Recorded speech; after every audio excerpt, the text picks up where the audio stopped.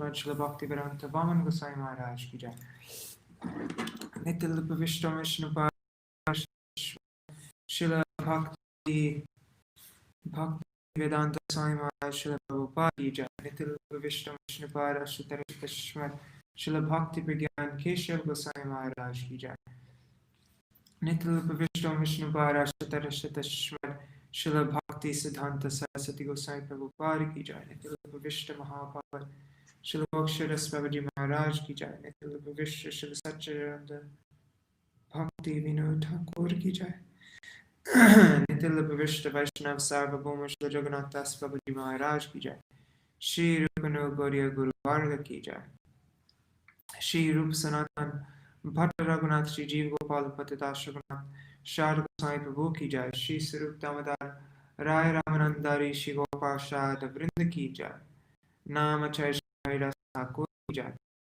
Prem se kaho Shri Krishna Chaitanya Prabhu Nityananda Shri Advaita Shiva Bhakta Vrinda ki jai. Shri Sheta Mandala Gaura Mandala Braja Mandala Mathura Vrindavan Dham ki jai. Sarva Abhishta Pradaka Giriraj Maharaj ki jai. Shri Radhakund Shamakund ki jai. Shri Muni Ganga Devi ki jai. Shri Tulsi Maharani Vrinda Devi ki jai. Shri Bhakti Devi ki jai. Shri Purnamasi Yoga Maya ki jai. Shri Gopeshwar Mahadev ki jai. Shri Harinam Sankirtan ki jai. Ananta Koti Vaishnava Vrinda ki jai. Samagata Gaur Bhakta Vrinda ki jai. Shri Nitai Gaur Premanande Hari Hari Bo. Okay. Anyways, never mind. Yeah, last night I went to sleep at around, I don't know, 2 o'clock in the morning or something like that. And probably 1:30 maybe. Because I was going through, this is all the different ashtakams I was going through all the ashtakams that were in each issue every month, in each issue of Bhagavad Patrika from, I don't remember which year, maybe like 1997, I think. 1997 all the way till 2011, all those issues. And I was going through and taking out the ashtakam from each one with the Hindi translation. And also, and before that, we did the Bengali, all the Bengali translations. So it was like 100, made it up to 108 ashtakams. The Navashtakam was the 108th one. And I wanted to finish last night, but didn't quite get there. Still have a few more to go. But yeah, that's going to be cool. That's all going to be on the Gaudiya Kirtan app. All right, just sharing my screen.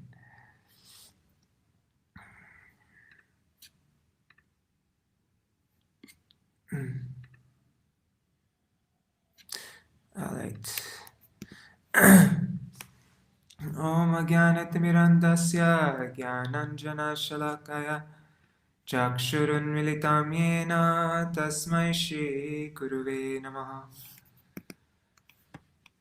Namo Vishnu Padaya Radhikaya Priyatmane Shri Śrīmad-Bhāgavatam Vedanta Narayaniti Namane. Namo Om Vishnu Padaya Krishna Parishtaya Bhutale Śrīmate Bhakti Vedanta Swaminiti Namane. Vanchakalpatarubhyascha Kripa Sindhubhya eva cha Patitanam Pavanebhyo Vaishnavebhyo Namo Namaha. Namo Mahavadanyaya Krishna Prema Pradayate Krishnaya Krishna Chaitanya Namne Gauratishe Namaha. Kuruve Gaura Chandraya Radhikaya Tadalaya Krishnaya Krishna Bhaktaya Tadbhaktaya Namo Namaha. Yam Pravrajantam Anupetam Apeta Kritam Dvaipaya viraha katara ajuhavo putre daya taravo binedo stang sarva puta hridaya munimaratosmi Narayanam namaskrityam narang chaiva narottamam Devim Saraswatim Vyasam Tato Jayam Udirayat Shrinvatang Swakata Krishna Punya Shavana Kirtana Hridantasto Yabhadrani Vidhunoti Suritsatam Nashta Prayashvadreshu Nityam Bhagavata Sevaya Bhagavatyuttama Shloke Bhaktir Bhavati Naishtaki Tavai Vasmi Na Jivami Tvaya Vinam Iti Vikyaya Radhe Tvam Nayamam Charanantikam Bhaktya Vihina Aparada Lakshay Kshiptashtakama Ditarangamate Kripa Maitam Sharanam Prapana Vrinde Namaste Charanarvindam Bhaja Shri Krishna Chaitanya Prabhu Nityananda Shri Advaita Gadadhar Shivasari Gaur Bhakta Vrinda Hare Krishna Krishna Krishna Hare Hare Hare Ram Rama Rama Hare Hare.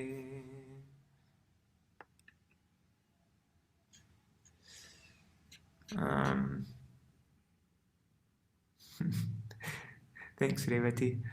Dandavat Pranams, Indira Mataji, Kagraj Prabhu, Raseshwari Mataji, Revati, Dandavat Pranams, Haribo. All right. So yeah, sorry if I was kind of mentioning that just so you know.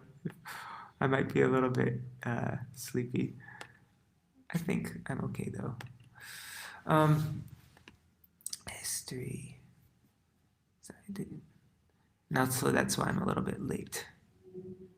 Where am I? Arg. Okay. 20. We're up to what? Verse 16, I think. So yesterday we read about the primary creation, the sarga. How the pradhan turns into the mahat-tattva. So wait, no. At the beginning of the chapter, what we read yesterday, Shanakrishi, he asked Swayambhuva Manus about his further activities. He asked about Swayambhuva Manu's further activities. He asked Sutta Goswami. And then he glorified Vidura and Harikatha, and he inquired about Vidura's further inquiries to Maitreya. So he said, okay, then what did Vidura ask Maitreya after that? And then this is what Vidura asked Maitreya. He asked, how did Brahma and his Prajapati sons create further progeny? So we went into lots of detail on the sarga, the primary creation. We went through it 2 or 3 times already in detail. And also we went through the visarga, the secondary creation. But now it's going to get into a lot more detail with the visarga, with the secondary creation. So the primary creation we went through, from pradhan comes the mahat-tattva. From the mahat-tattva comes the false ego. Then the 23 elements. And then from that, that is joined by the Lord's cohesive energy. The 23 elements is joined by the Lord's cohesive energy to form a universal egg. And then the Lord entered into it. And so that's the sarga. Now we're reading visarga. And we'll probably get halfway through this.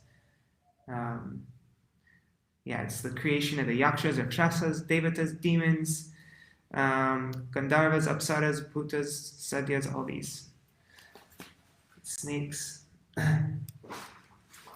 So let me just put this up here. Okay. So find 15.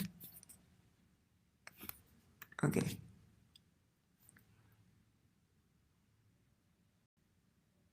So this is what we left off with yesterday. For over 1,000 years, the shiny egg lay on the waters of the causal ocean in the lifeless state. Then the Lord entered it as Garbhadakshay Vishnu.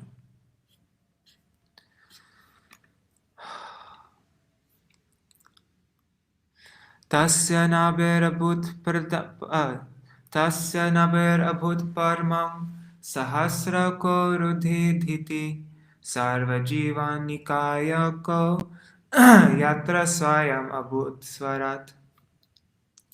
From the navel of the personality of Godhead Garbhodakshay Vishnu sprouted a lotus flower, effulgent like 1,000 blazing suns. This lotus flower is the reservoir of all conditioned souls, and the first living entity who came out of the lotus flower was the omnipotent Brahma. One second, let me just this so I can see. Okay. It appears from this verse that the conditioned souls who rested within the body of the personality of Godhead after the dissolution of the last creation came out in the sum total form of the lotus. Oh my God, whoops. I messed up with that sentence. Conditioned souls, okay, the conditioned souls who rested within the body, they all came out. All those conditioned souls came out in the sum total form of the lotus. This is called Hiranyagarbha. The first living entity to come out was Lord Brahma, who is independently able to create the rest of the manifested universe. The lotus is described here as effulgent. The lotus is described here as effulgent as the glare of 1,000 suns. Whoa. This indicates that the living entities, as parts and parcels of the Supreme Lord, are also of the same quality, since the Lord also diffuses his bodily glare, known as Brahma Jyoti. The description of Vaikuntha Loka, as stated in Bhagavad Gita and other Vedic literatures, is confirmed herewith. In Vaikuntha, the spiritual sky, there is no need of sunshine, moonshine, electricity, or fire. Every planet there is self-effulgent like the sun. Sunivishto Bhagavata Yashete Salilashaye Loka Sangstam Yata Purvam Nirmame Sangstaya Svaya. When that Supreme Personality of Godhead who is lying on the Garbhodak ocean entered the heart of Brahma, Brahma brought his intelligence to bear, and with the intelligence invoked, he began to create the universe as it was before. Purport. At a certain time, the personality of Godhead, Karna-Dakshay Vishnu, lies on the Karna ocean and produces many thousands of universes from his breathing. Then he enters again into each and every universe as Garbhodakshay Vishnu and fills up half of each universe with his own perspiration. The other half of the universe remains vacant, and that vacant region is called outer space. Then the lotus flower sprouts from his abdomen and produces the first living creature, Brahma. Then again, as Kshirodakshay Vishnu, the Lord enters into the heart of every living entity, including Brahma. Then again, as Kshirodakshay Vishnu, the Lord enters into the heart of every living entity, including Brahma. This is confirmed in Bhagavad Gita, 15th chapter. The Lord says, I am seated in everyone's heart, and by me are remembrance and forgetfulness made possible. As the witness of the activities of the individual entities, the Lord gives each one remembrance and intelligence to act according to his desire at the time he was annihilated in his last birth in the last millennium. This intelligence is invoked according to one's own capacity, or by the law of karma. Brahma was the first living entity, and he was empowered by the Supreme Lord to act in charge of the mode of passion. Therefore, he was given the required intelligence, which is so powerful and extensive that he is almost independent of the control of the Supreme Personality of Godhead. Just as a highly posted manager is almost as independent as the owner of a firm, Brahma is described here as independent, because as the Lord's representative to control the universe, he is almost as powerful and independent as the Supreme Personality of Godhead. The Lord, as a supersoul within Brahma, gave him the intelligence to create. The creative power, therefore, of every living entity is not his own. It is by the grace of the Lord that one can create. There are many scientists and great workers in this material world who have wonderful creative force, but they act and create only according to the direction of the Supreme Lord. A scientist may create many wonderful inventions by the direction of the Lord, but it is not possible for him to overcome the stringent laws of material nature by his intelligence, nor is it possible to acquire such intelligence from the Lord. For the Lord's supremacy, nor is it possible for him to acquire such intelligence from the Lord, for the Lord's supremacy would then be hampered. It is stated in this verse that Brahma created the universe as it was before. This means that he created everything by the same name and form as in the previous cosmic manifestation. Sasarja chayaya vidyam pancha parvanavagrata tamisram antatamisram tamo moha mahatama. First of all, Brahma created from his own shadow the coverings of ignorance of the conditioned souls. They are 5 in number and are called Tamisra, Andatamisra, Tamas, Moha, and Mahamoha.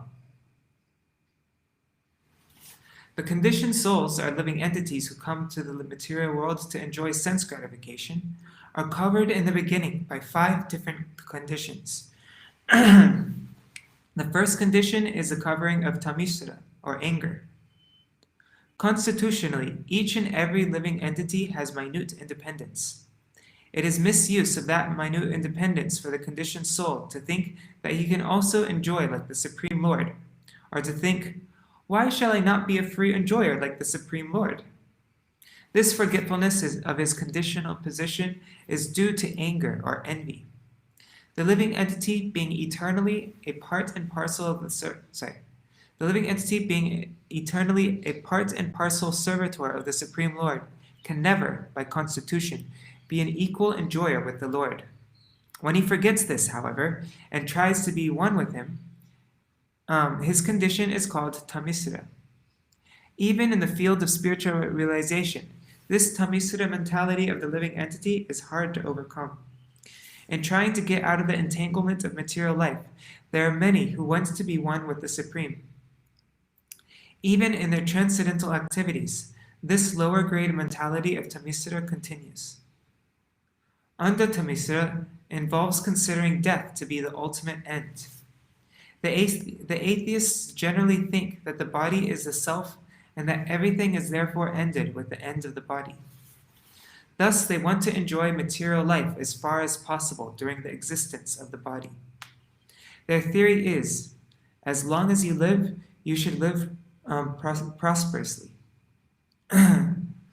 Never mind whether you commit all kinds of so-called sins. You must eat sumptuously, beg, borrow, and steal. And if you think that by stealing and borrowing you're being entangled in sinful activities for which you will have to pay, then just forget that misconception, because after death, everything is finished. No one is responsible for anything. No one is responsible for anything he does during his life. This atheistic conception of life is killing human civilization, for it is without knowledge of the continuation of eternal life. This Andatamisra ignorance is due to tamas. The condition of not knowing anything about the spirit soul is called tamas. This material world is also generally called tamas because 99% of its living entities are ignorant of their identity as the soul. Almost everyone is thinking that he is the body. He has no information of the spirit soul. Guided by this misconception, one always thinks, "This is my body, and anything in relationship with this body is mine." For such misguided living entities, sex life is the background of material existence. Actually, the conditioned souls, in ignorance of in this material world, are simply guided by sex life, and as soon as they get the opportunity for sex life, they become attached to so-called home, motherland, children, wealth, and opulence. As these attachments increase, moha, or the illusion of the bodily concept of life, also increases. Thus, the idea that I am this body and everything belonging to this body is mine also increases. And as the whole world is put into moha, sectarian societies, families, and nationalities are created, and they fight with one another. Mahamoha means to be mad. Mahamoha means to be mad after material enjoyment. Especially in this age of Kali, everyone is overwhelmed by the madness to accumulate paraphernalia for material enjoyment. These definitions are very nicely given in Vishnu Puran, wherein it is stated, Tamo viveko mohasyad antakarana vibhrama maha mohastu vigyeyo gramya bhoga sukaishana maranam hyanda tamisram krodha uchyate avidya panchapar vaisha pradurbhuta mahatmana.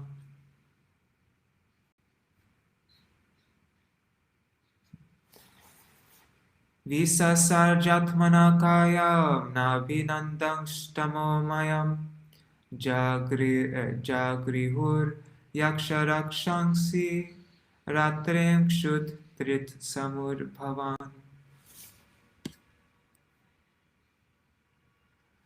Out of disgust, Brahma threw off the body of ignorance, and taking this opportunity, yakshas and rakshasas sprang for possession of the body, which continued to exist in the form of night. Night is the source of hunger and thirst. Kshutribhyam upasrishtaste tam jagdom abidur dhruvo marakshattainam jakshadvam ituchukshut tridardita. Overpowered by hunger and thirst, they ran to devour Brahma from all sides and cried, "Spare him not! Eat him up!" Purport. The representatives of the yakshas and rakshasas still exist in some countries of the world. It is understood that such uncivilized men take pleasure in killing their own grandfathers and holding a love feast by roasting. Sorry, that's not supposed to be funny. But they take pleasure in killing their own grandfathers and holding a love feast by roasting the bodies. In the Sundarbans in a part of Bengal, there's lots of these Aboriginal people, and we'd hear stories of the things that they would eat. And yeah, they would eat their... Anyways, we'll get into that. It's kind of gross. Okay. Devastan ahasam... But Srila Vaman Goswami Maharaj used to do prachar there in those really crazy, dangerous areas. Okay. Devastan ahasam vigno mamam jakshata rakshata ahome yaksharakshansi prajayuyang papuvita. Brahma, the head of the demigods, full of anxiety, asked them, "Do not eat me, but protect me. You are born from me and have become my sons. Therefore, you are yakshas and rakshasas." Purport. The demons who were born from the body of Brahma were called yakshas and rakshasas, because some of them cried that Brahma should be eaten, and others cried that he should not be protected. The ones who said that he should be eaten were called yakshas, and the ones who said that he should be and the ones who said that he should not be protected became rakshasas, man-eaters. The two, yakshas and rakshasas, are the original creation by Brahma and are represented even today in the uncivilized men who are scattered all over the universe. They are born of the mode of ignorance, and therefore, because of their behavior, they are called rakshasas, or man-eaters. Just really quickly, I took a picture. I took a picture of while I was doing Jaidwani. So this is the manifestations from Lord Brahma, and this is what we're going through. Brahma either gave up the mentality of, or created from ignorance. Okay. Okay. So from this came the created beings. So from ignorance came and this is all coming from Brahma. So yeah, from ignorance came the yakshas and rakshasas, and goodness, the demigods, buttocks, the demons, beauty, gandharvas and apsaras, laziness, bhutas and pisachas, like this whole, that's what we're going through. Okay. Devata prabhayaya devyan pramukato srijat te aharshur devayanto visrishtam tam prabham aha. He then created the chief demigods, who were shining with the glory of goodness. He dropped before them the effulgent form of daytime, and the demigods sportingly took possession of it. Purport. Demons were born from the creation of night, and the demigods were born from the creation of the day. In other words, demons like the yakshas and rakshasas are born of the quality of ignorance, and demigods are born of the quality of goodness.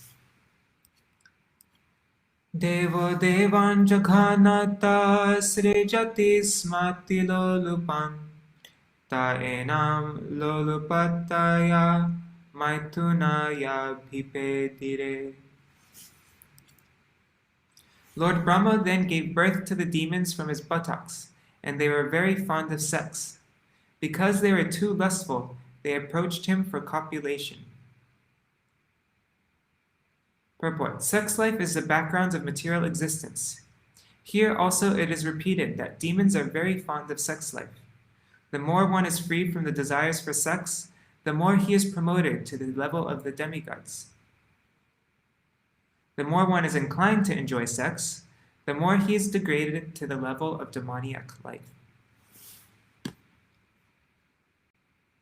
Tato Hasan Bhagavan Asurar Nirapatrapai Anviyamanas Tarasa Kruto Bhita Parapatat. The worshipful Brahma first laughed at their stupidity. The worshipful Brahma first laughed at their stupidity, but finding the shameless asuras close upon him, he grew indignant and ran in great haste out of fear. Purport. Sexually inclined demons have no respect even for their father, and the best policy for a saintly father like Brahma is to leave such demoniac sons. Sa upavraja varadang prapanarti haram harim anugrahaya bhaktanam anurupatmadarshanam. He approached the personality of Godhead, who bestows all boons and who dispels the agony of his devotees and of those who take shelter of his lotus feet. He manifests his innumerable transcendental forms for the satisfaction of his devotees. Purport. Here the words Bhaktanam Anurupatma Darshanam mean that the personality of Godhead manifests his multi-forms according to the desire of the devotees. For example, Hanumanji, Vajrangji, wanted to see the form of the Lord as the personality of Godhead Ramachandra, whereas other Vaishnavas wanted to see the form of Radha Krishna, and still other devotees want to see the Lord in the form of Lakshmi Narayan. The Mayavadi philosophers think that although all these forms are assumed by the Lord just as the devotees desire to see him, actually he is impersonal. From Brahma Samhita, however, we can understand that this is not so, for the Lord has multi-forms. It is said in the Brahma Samhita, Advaitam Achutam. The Lord does not appear before the devotee because of the devotee's imagination. Brahma Samhita further explains that the Lord has innumerable forms, Ramadi Murtishu Kala Niyamena Tishta. He exists in millions and millions of forms. There are 8,400,000 species of living entities, but the incarnations of the Supreme Lord are innumerable. In the Bhagavatam, it is stated that as the waves in the sea cannot be counted, but appear and disappear continually, the incarnations and forms of the Lord are innumerable. A devotee is attached to a particular form, and it is that form which he worships. We have just described the first appearance of the boar within this universe. There are innumerable universes, and somewhere or other the boar form is now existing. All the forms of the Lord are eternal. It is the devotee's inclination to worship a particular form, and he engages in devotional service to that form. In a verse in the Ramayana, Hanuman, the great devotee of Ram, said, I know that there is no difference between Sitaram and Lakshmi Narayan forms of the Supreme Personality of Godhead, but nevertheless, the form of Ram and Sita has absorbed my affection and love. Therefore, I want to see the Lord in the forms of Ram and Sita. Similarly, the Gaudiya Vaishnavas loves the form of Radha and Krishna and Rukmini at Dwarka. The words Bhaktanam Anurupatma Darshanam mean that the Lord is always pleased to favor the devotee in the particular form in which the devotee wants to worship and render service unto him. In this verse, it is stated that Brahma approached Hari, the Supreme Personality of Godhead. This form of the Lord is Kshiradakshai Vishnu. Whenever there is some trouble and Brahma has to approach the Lord, he can approach Kshiradakshai Vishnu, and it is the grace of the Lord that whenever Brahma approaches about disturbances in the universe, the Lord gives him relief in so many ways.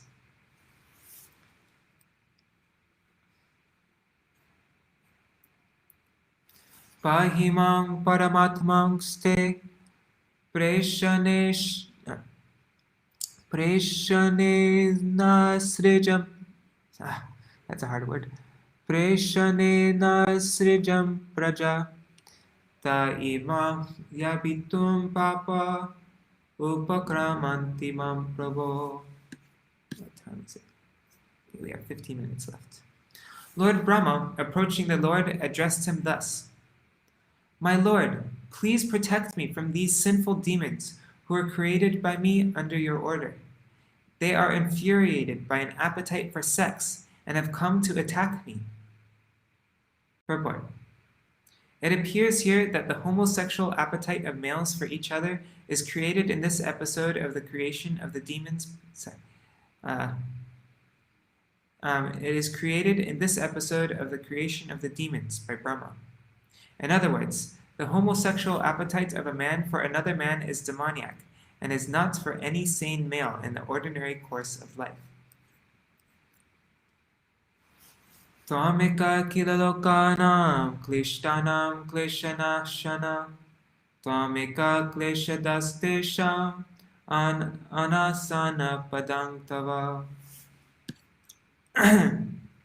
My Lord, you are the only one capable of ending the affliction of the distressed and unflinching agony on those who never resort to your feet. Purport. The words kleshadas tesham anasana padam tava indicates that the Lord has two concerns. The first is to give protection to persons. The first is to give protection to persons who take shelter of his lotus feet, and the second is to give trouble to those who are always demoniac and who are inimical toward the Lord. Maya's function is to give afflictions to the non-devotees. Here Brahma said, "You are the protector of the surrendered souls. Therefore I surrender unto your lotus feet. Please give me protection from these demons."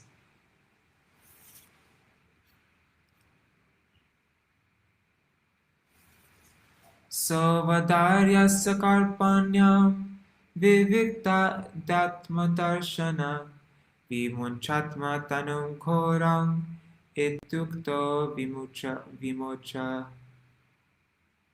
vimumochaha.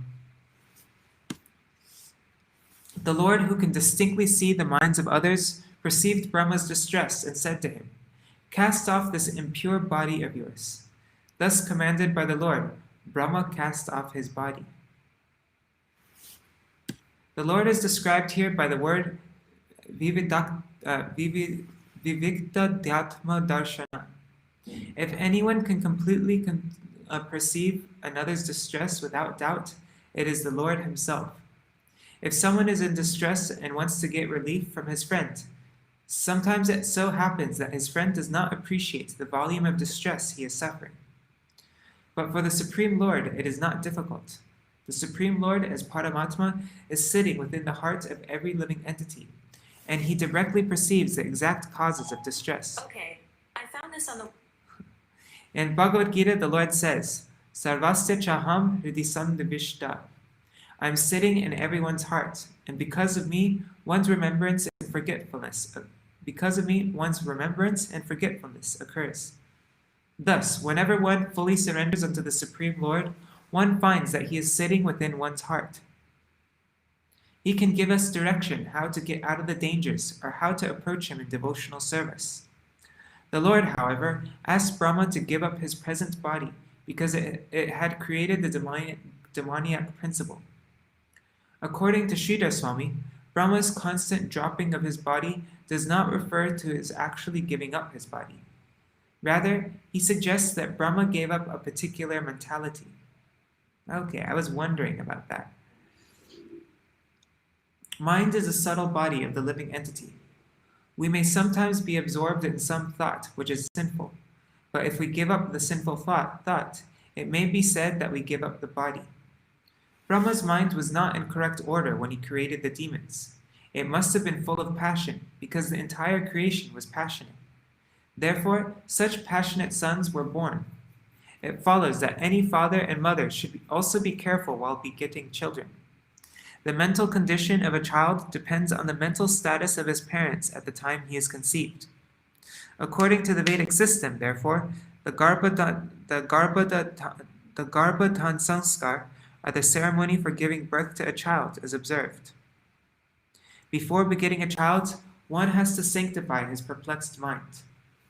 When the parents engage their minds in the lotus feet of the Lord, and in such a state the child is born, naturally good devotee children come. When the society is full of such good population, there is no trouble from demoniac mentalities.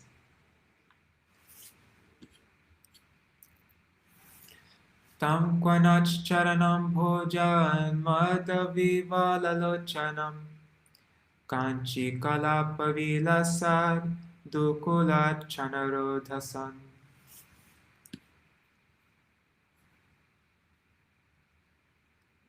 The body given up by Brahma took the form of the evening twilight, when the day and night meet, a time which kindles passion. It's my favorite time of the day. Anyway. Actually, I don't know. The asuras, who are passionate by nature, dominated as they were by the asuras, who are passionate by nature, dominated as they are by the element of rajas, took it for... I didn't get that. Sorry. 1 second. Okay. Oh my God, let me read this a third time. The asuras, who are passionate by nature, dominated as they are by the element of rajas, took it for a damsel, whose lotus feet resounded with the tinkling of anklets, whose eyes were wide with intoxication, and whose hips were covered by fine cloth, over which shone a girdle.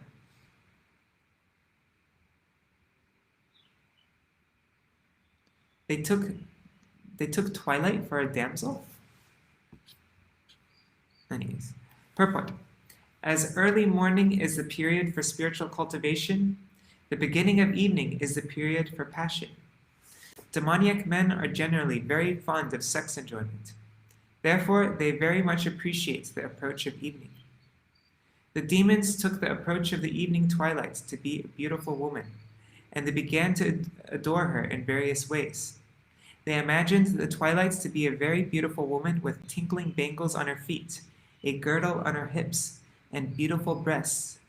And for their sexual satisfaction, they imagined the appearance of this beautiful girl before them. 30.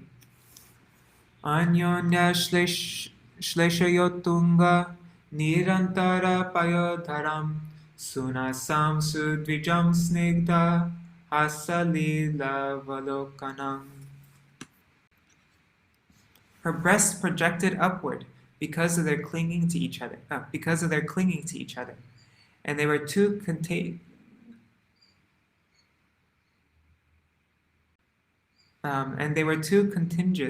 to admit any intervening space. That's very descriptive. She had a shapely nose and beautiful teeth. A lovely smile played on her lips, and she cast a sportful glance at the asuras.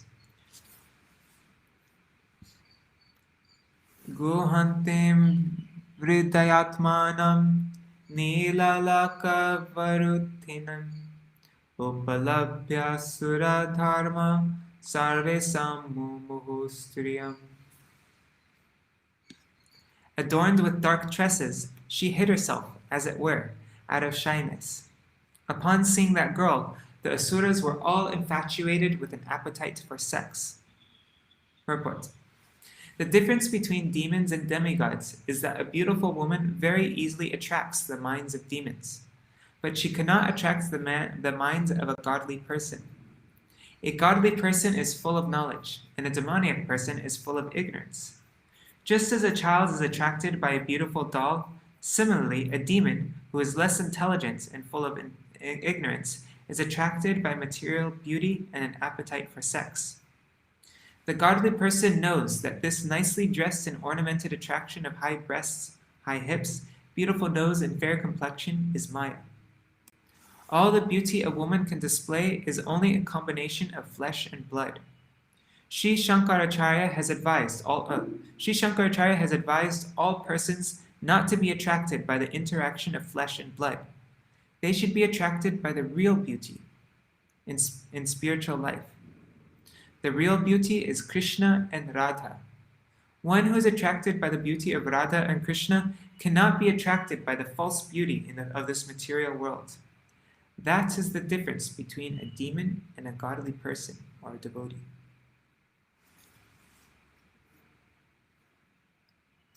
Aho rupam aho dharyam aho asya navam vaya madhe kamaya mananam akameva visarpati. The demons praised her. Oh, what a beauty! What rare self-control! What a budding youth! In the midst of us all who are passionately longing for her, she is moving about like one absolutely free from passion.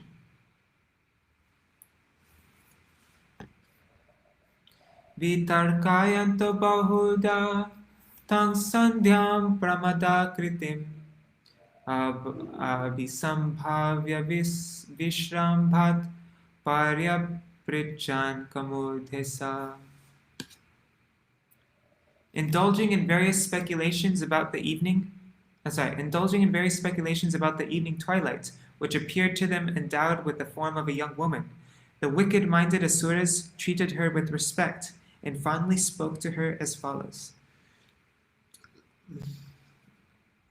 Kasi kasya siramboro ko vartastetra bhamini rupadravena panyena durbhagano vipatase. Who are you, O pretty girl? Whose wife or daughter are you? And what can be the object of your appearing before us? Why do you tantalize us, unfortunate as we are, with the priceless commodity of your beauty? Purport. The mentality of the demons is being enamored by the false beauty of this material world. The mentality of the demons and being enamored by the false beauty of this material world is expressed herein. The demoniac can pay any price for the skin beauty of this material world. They work very hard all day and night, but the purpose of their hard work is to enjoy sex life. Sometimes they misrepresent themselves as karma yogis, not knowing the meaning of the word yoga. Yoga means to link up with the Supreme Personality of Godhead, or to act in Krishna consciousness. A person who works very hard, no matter in what occupation, and who offers the results of the work to the service of the Supreme Personality of Godhead, Krishna, is called a karma yogi. I'm going to end soon because it's almost 8 o'clock. Yavakachittamabale dishta sandarshanam tava utsunos shikshamananam kanduka kridaya mana. Whoever you may be, O beautiful girl, we are fortunate in being able to see you. While playing with a ball, you have agitated the minds of all onlookers.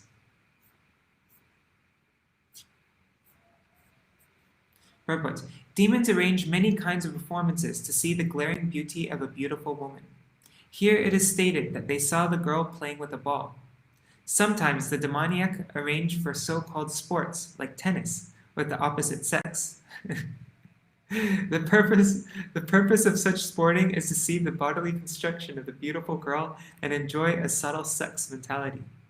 This demoniac sex mentality of material enjoyment is sometimes encouraged by so-called yogis, who encourage the public to enjoy sex life in different varieties and at the same time advertise that one meditates on a certain manufactured mantra. And at the same time, they advertise that if one meditates on a certain manufactured mantra, one can become God within 6 months. The public wants to be cheated, and Krishna therefore creates such cheaters to misrepresent and delude. These so-called yogis are actually enjoyers of the world garbed as they are actually enjoyers of the world garbed as yogis. I wonder if Srila Prabhupada's talking about something specific like Osho. Bhagavad Gita, however, recommends that if one wants to enjoy life, then it cannot be with these gross senses. A patient is advised by an experienced physician to refrain from ordinary enjoyment while in a diseased condition. A diseased person cannot enjoy anything. He has to restrain his enjoyments in order to get rid of the disease. Similarly, our material condition is a diseased condition. If one wants to enjoy real sense enjoyment, then one must get free from the entanglement of material existence. In spiritual life, we can enjoy sense enjoyment which has no end. The difference between material and spiritual enjoyment is that material enjoyment is limited. Even if a man engages in material sex enjoyment, he cannot enjoy it for long. But when the sex enjoyment is given up, then one can enter spiritual life, which is unending. In the Bhagavatam 5.5.1, it is stated that Brahma Sokya, spiritual happiness, is ananta, unending. Foolish creatures are enamored by the beauty and matter. Foolish creatures are enamored by the beauty of matter and think that the enjoyment of it offers think that the enjoyment it offers is real, but actually that is not real enjoyment. Maybe I'll end with this verse. It's 8 o'clock. How much longer is this?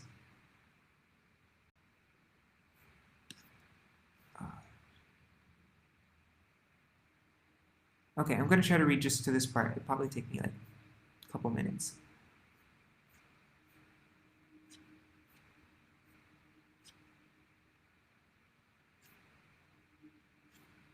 Okay. Naikartrate jayanti shalini paraparmam gnantya moho karatalena patat patangam madhyam vishedati brihatstana bharabhitam shanteva drishtiramala shushika samoha. O beautiful woman, when you strike the bouncing ball against the ground with your hand again and again, your lotus feet do not stay in one place. Oppressed by the weight of your full-grown breast, your waist becomes fatigued, and your clear vision grows dull, as it were. Pray, braid your comely hair. Your comely? I don't even know how to say that word. Attractive. Purport.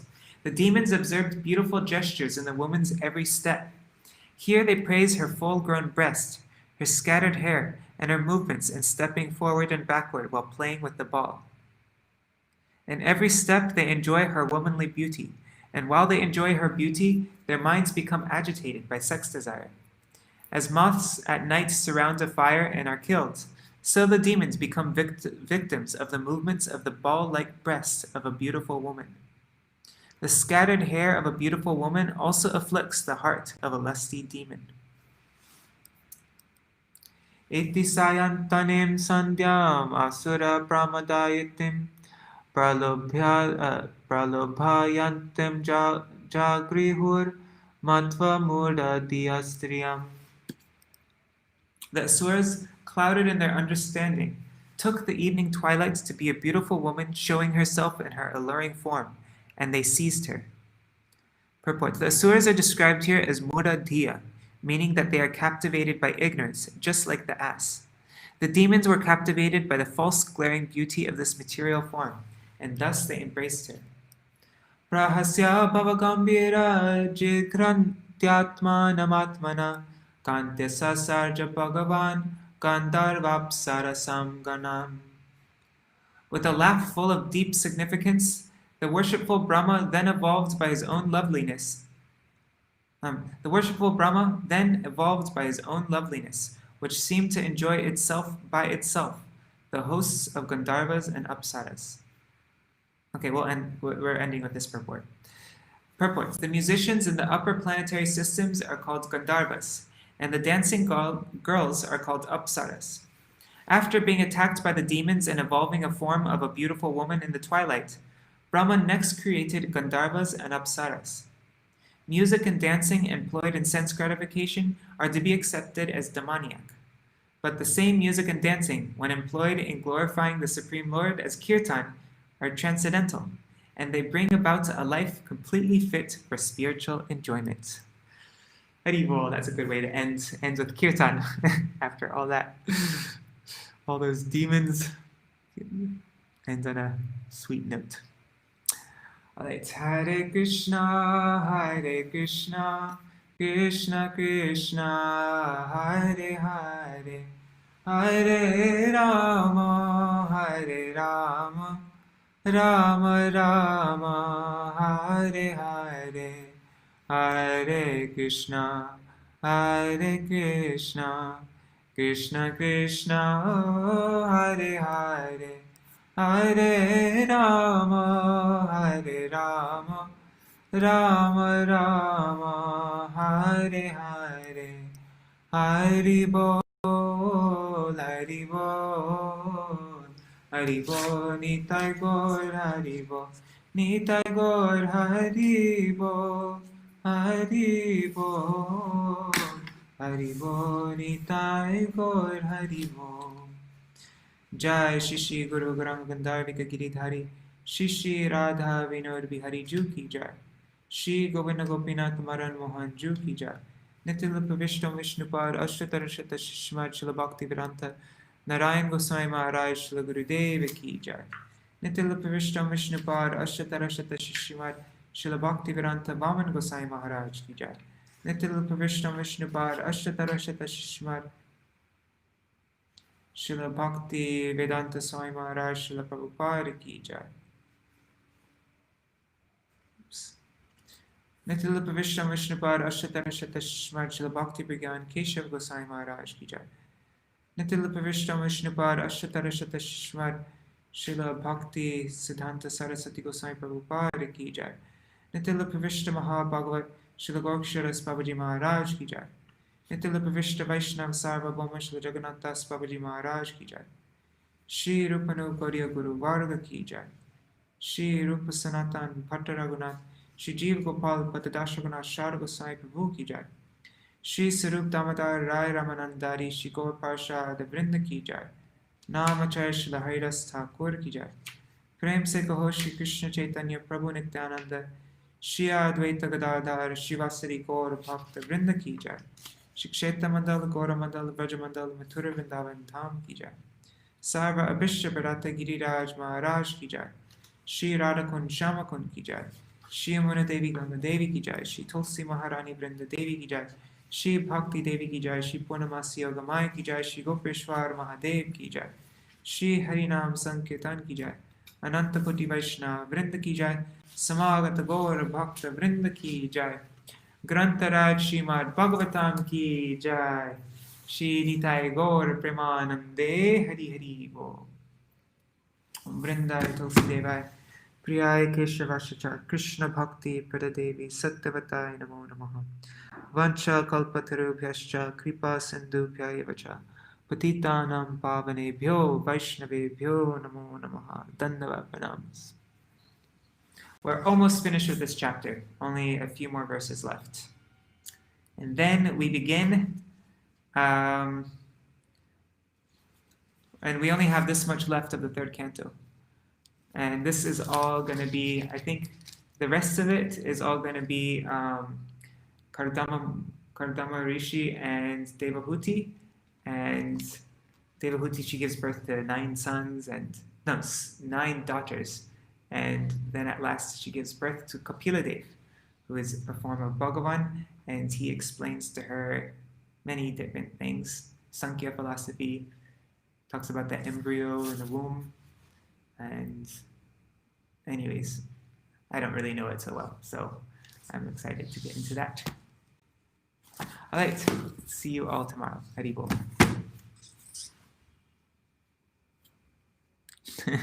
Thanks, Mitravinda. Haribol. That's really nice, kind wishes. Thank you, Haribol.